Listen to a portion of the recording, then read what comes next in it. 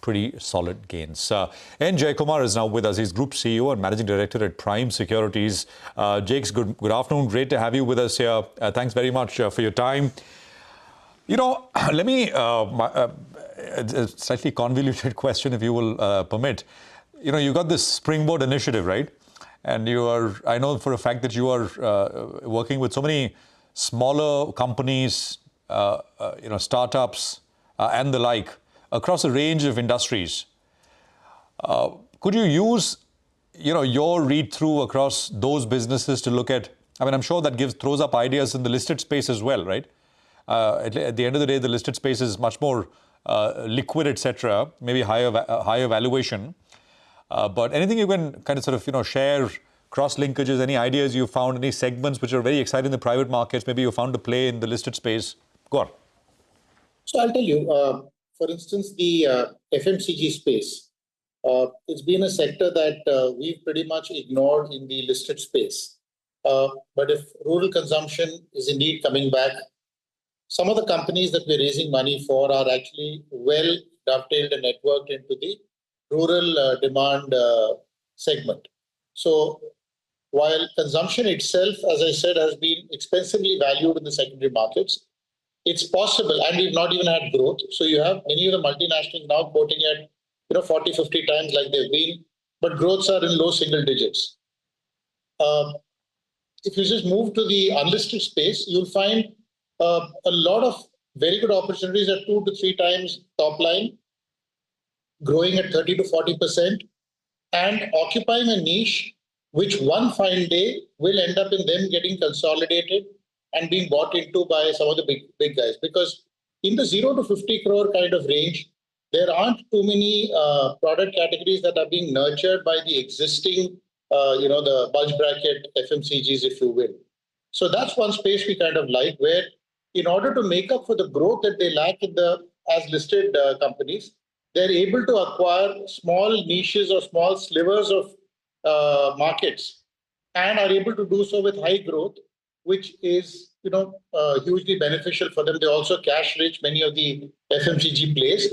So a combination of being cash rich, not having the ability or the inclination to nurture small companies, and then getting to a stage where, let's say, these companies are 50, 75 crores in top line, sometimes even could be 3 digits and above. They become very ideal candidates for the sort of agglomeration or consolidation that I talk about. So that's one thing that makes us want to go for FMCG spaces in the unlisted, but that's not a space that we actually look at in the listed. That's not a space we look for in the listed peers. So that's one paradox I can sort of straight off the bat talk about. I mean, and here valuations are much more reasonable as compared to if you want to buy FMCG in the listed space, right? As you said. So the way that happens is folks typically, or investors typically pay up for growth. And if you don't see growth in the secondary markets, whether it's, other than passive funds or index funds who actually need to deploy something in the FMCG space as a diversification, anybody seeking growth is not coming to the FMCG space today. They will do so in the unlisted space because that's where you get growth. Maybe you got to pay up a little more for growth. But if the company actually comes good, then that could potentially be a multi-bagger in the unlisted space, as long as the final fling, which is either a listing or a consolidation with a listed peer, can happen. Many of the names that are today listed in this space came from being unlisted, where people paid for growth. So that's something that I can talk about. Okay. So perhaps when it comes to FMCG, unlisted better than listed. Jakes, hi, great to have you on the show. Just, an overview overall on what you think of the market as well. We've just been discussing this internally. The markets have managed to climb all walls of worry, tariffs, bombs, nuclear, this, that, whatnot, marching higher. What's the sense? Do you think there's an element of maybe complacency, or is it market wisdom that there's no real disruption in terms of corporate earnings or inflation or anything, even on account of the tariffs so far? Well, all I can say is that there's less and less credibility and less credence given, other than in the immediate 15 minutes, to Truth Social kind of announcements. So I think we've got used to pronouncements and policies being made on Twitter and the social media. But I think the markets are now learning to ignore that, are learning to move on, and are learning to take that volatility in their stride. And especially if you look at the broad directional call, the dollar index, as I speak, is firmly in heading downwards. Is broken its last support at 97. Is now into the 96 handle. The some of the commodities are hitting new 52-week and multi-year highs. Copper, for instance, is at 5.06. So you're talking about a movement away from the dollar, a trend that gets interrupted by wars and stuff like that. But the moment you sort of assume that wartime phenomena at best last for a few days because nobody really wants a war, and once that's out of the window, markets are heading. So the broad directional call is the Indian markets are heading higher. Every dip is being bought into. Every nervousness is being sort of bought into by funds. And while we do see headline numbers of foreigners selling on the secondary markets, but they are big buyers in the primary, in the blocks, etc. So my own assessment is that money is coming into the Indian markets, whether it's FDI or it's FII, but you don't see it on as regular a basis as you should be seeing. The locals are flush with money. They continue to buy into. So it's really the HNIs who have taken a combination of Ukraine, tariffs, and the Middle East to heart and have actually lightened up a lot. And it is that segment of the market which actually makes, very aggressive noises when it comes to prices in stock markets. That large HNI segment is today sitting on cash and is what I would say logically concerned and logically bearish. Therefore, the markets aren't in a mood to oblige them. All right. Hi, Jakes. Since you mentioned the dollar index, and I know you like some commodities, what do you like right now? Vedanta is something I think that you've been quite bullish on. The stock hasn't done much of late, but the parent is getting things in order. And you have a big special situation that's coming up. Has its time come, or is the street concerned about something or the other with regard to the name because of what history has taught them?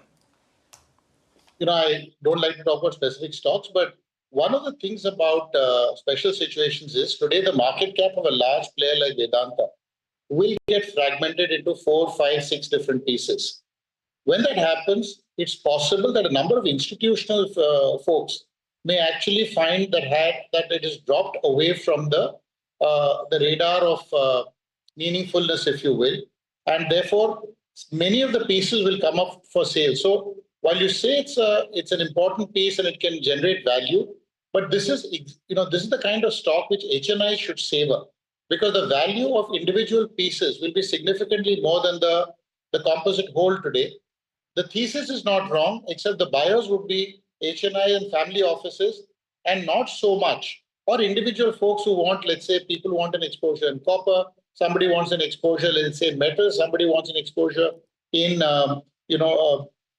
maybe the infrastructure part of it, if you will.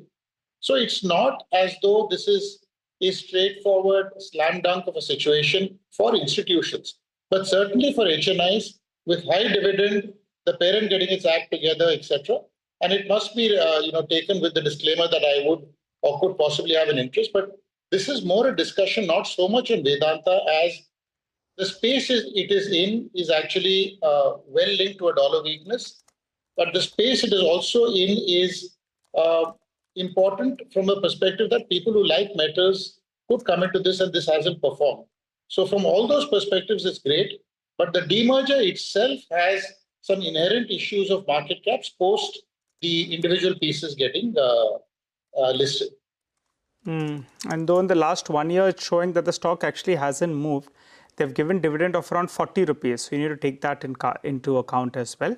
40 rupees is the cumulative dividend. And at the point that Jakes is making is currently the market cap's around 1,88,000 crores. They have a debt of close to 50,000 crores, which is 2.3 lakh crore.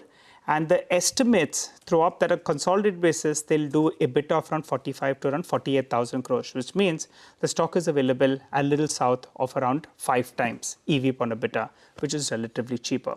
Thanks a lot, Jakes, for joining in. We've taken your disclosure on board as well on that name. We look forward to having a chat with you. And one final comment, if I'm allowed to have.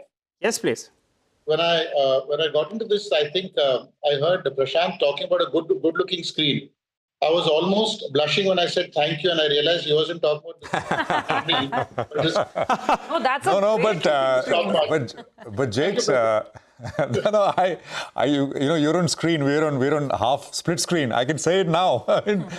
This is fishing in troubled waters. I'm going to be in trouble. I'm just going to tell the director to come in there. If anything, let's get Surabhi on the screen. It's a great-looking screen, gentlemen. And on that optimistic note, thank you so much, Jakes. Have a great weekend. Have a great weekend. You too. Have a good weekend. Thank you so much for joining in. Let's quickly take a break on that.